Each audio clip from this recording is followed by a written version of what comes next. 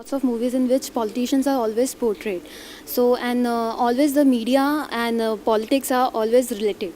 So, what you have to talk. Really propitious that you're asking me this question on the day that my new film Vishal Bhardwaj's Matru Ki Bijli Ka Mandola has been released. And although it is a black comedy, the underlying theme is really about corrupt politician and her ways. And I play the corrupt politician. Because she says one thing and she does the other. Early 50s, etc., it was always the zamindar, the landlord, who was the villain. Because the landlord was believed to employ unfair means to keep the poor, because it was largely a feudal society. As it started moving, then we saw at one point, particularly in the 70s, the smuggler became the villain, because smuggling had really taken root in our society. Now it has become the politician. And that is because you do see the resonance of that. You see a general disenchantment with politicians. And I think that filmmakers portray politicians according to the story that they want. Not all politicians are shown as corrupt, but some are. And we have to answer this question: does cinema imitate art? That it would help. Because I do believe cinema's ability to create a climate of sensitivity in which it is possible for change to occur. So if there were, because cinema is not like a painting where all you need to spend is money for the canvas and for your brush and paints.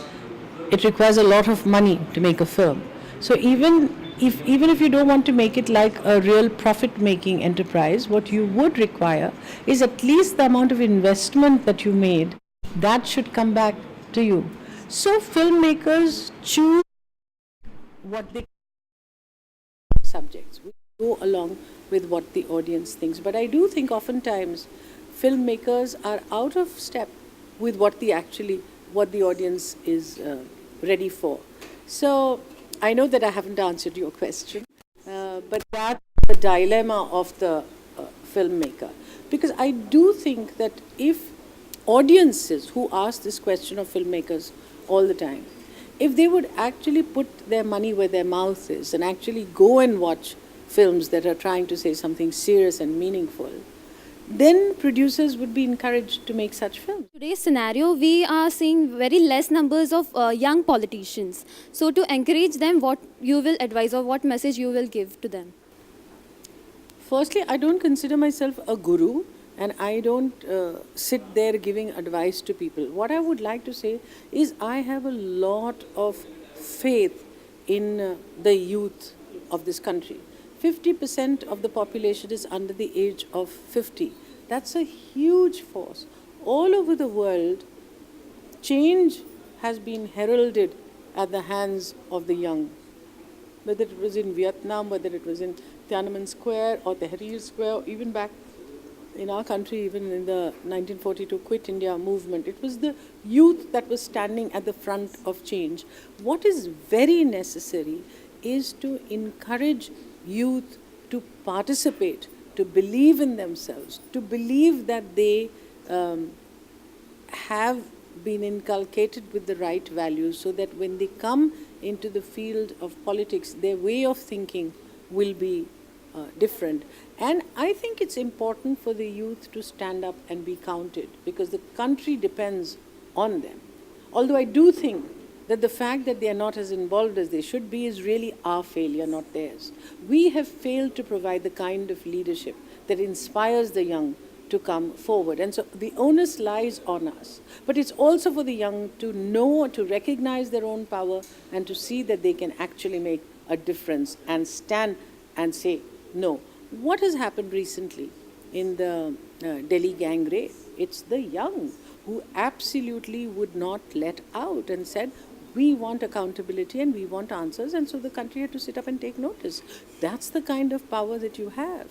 But I would caution the young and tell them that what is really required, of course, is a free democratic society, but within that, gender sensitization and accepting girls as equal to boys is easier said than done, because we have inherited a patriarchal mindset in which the boy naturally feels privileged just because he happens to be a boy.